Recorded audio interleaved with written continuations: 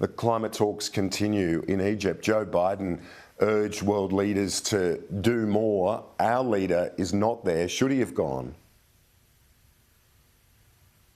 Well, our leader's gone straight from Parliament to the G20, ASEAN and the East Asia Summit. So he is engaging with international leaders at the highest level on issues including climate change, but with a particular focus on our region. It is important for Australia to have a good, close relationship with the ASEAN nations. This is an opportunity for the Prime Minister to speak directly with a number of ASEAN leaders, and we know that it's very likely that the Prime Minister will meet with Joe Biden and other leaders from around the world as part of this summit season too. We're very well represented in Egypt by Chris Bowen, the Climate Change and Energy Minister, by Pat Conroy and Jenny McAllister with their roles. We've got a Climate Change Ambassador there as well. I think Australia will be very well represented. There's a huge focus from our delegation, from Pat Conroy through now, it seems from Chris Bowen as well, on the Pacific and what we will do and how it relates to the Pacific. Is there a strategic sort of overlay to this, given China's recent influence and rising influence in that region? Well, Labor has always been committed to being a good friend and neighbour in the Pacific, and we were very critical when the previous government cut aid funding to the Pacific. We said at that time that it was short-sighted, it was the wrong thing to do. It was the wrong thing to do because where we have an opportunity to help our neighbours, we should. But also, I said, many others said at the time, that this would create a strategic vacuum. And in fact, that's exactly what happened. So we've been scrambling since then to reassure our Pacific neighbours that they can rely on Australia as a good partner.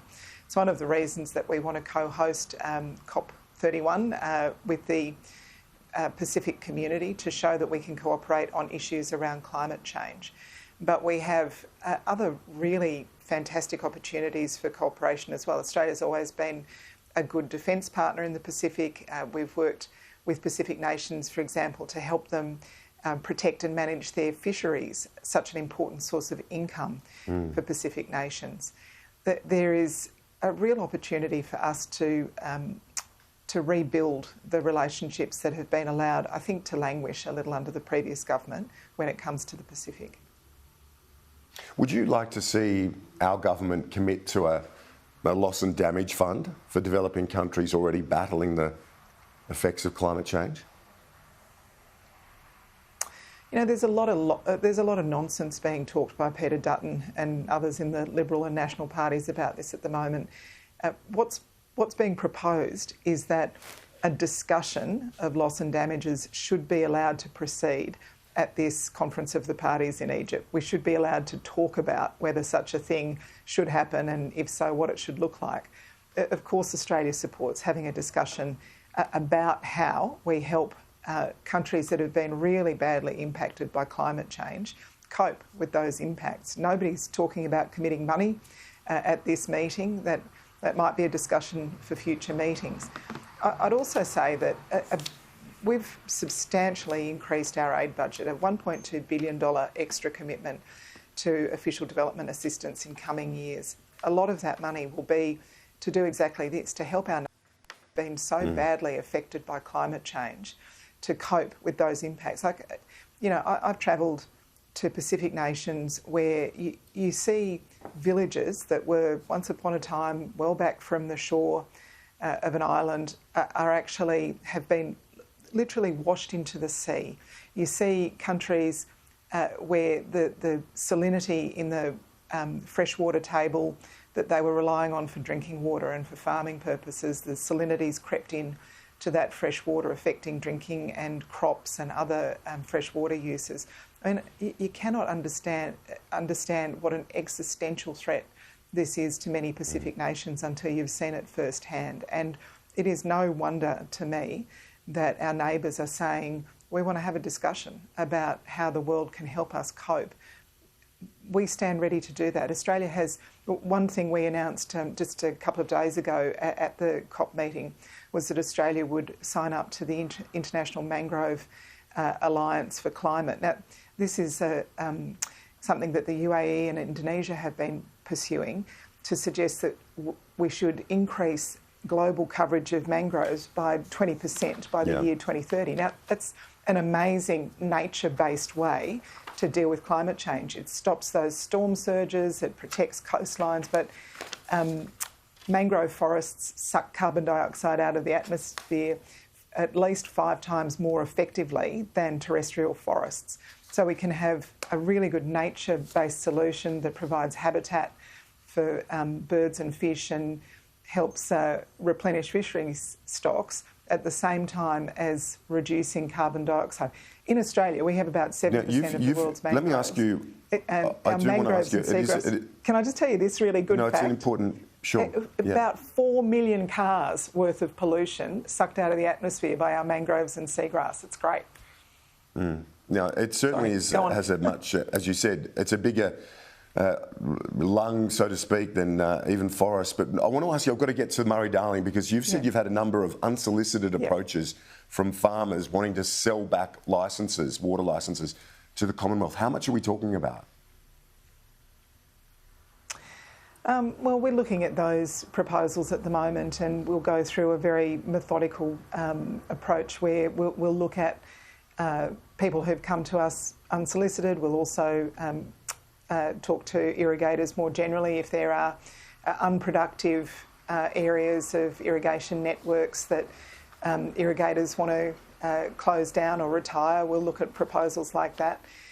It is really important that buybacks are on the table.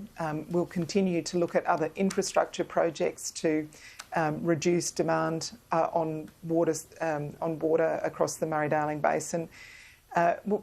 You know, it seems kind of weird to be talking about this now when so many parts of eastern Australia are still literally underwater, still flooding. But we know that we need to get this right now, because implementing these changes will take years, and we know, Australia will have another drought cycle in the future. So we're talking to farmers, we're talking to irrigators, what do you say to the farm communities who are concerned about that, though? There are, you would concede, a lot of farm communities concerned about you undertaking water buybacks.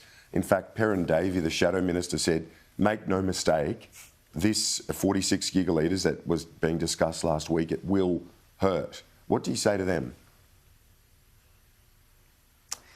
I always think it's extraordinary that the National Party think it's fine for farmers to sell their water to big state-owned enterprises from overseas, to the Canadian Teachers Pension Fund, to anybody overseas, but their own farmers aren't allowed to sell their water back to the Australian government to be used for the environment, to benefit all Australians.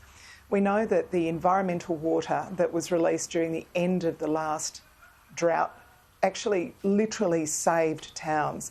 There were towns that saw dry riverbeds for 2 years, and then there'd be a flush of water flowing through that town. I can't tell you what a difference it makes to the mood of the town, the economy of the town, people's ability to cope during the worst of the droughts. If we are going to be able to do that in the future when there are droughts, then we need to achieve the targets set out in the Murray-Darling Basin Plan. The Liberals and the Nationals say they support the Murray-Darling Basin Plan, but if you say we want to do water efficiency measures on farms, they say, no, can't do that. We want to do water efficiency measures off farms. Oh, I can't do that. We want to buy back water. Oh, no, can't do that.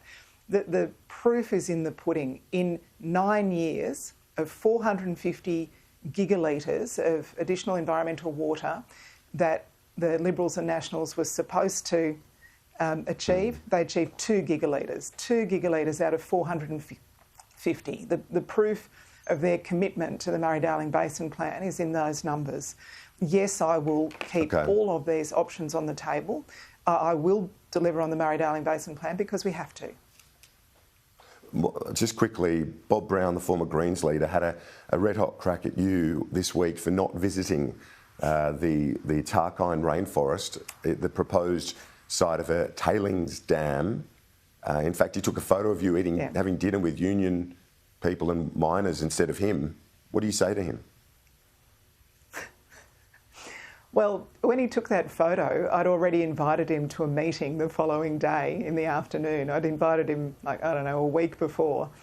And then, yeah, I did want to visit the site of the tailings dam, but his organisation blockaded the road and I couldn't safely ask public servants to come with me through a blockade in the middle of the forest. So I'm not really sure what Bob Brown thought he was achieving by pretending not to have a meeting set with me and blockading the road that led to the site he pretended he wanted me to see. I don't know. You'd have to ask him. Environment Minister Tanya Plibersek, thanks. Talk to you soon. Thank you.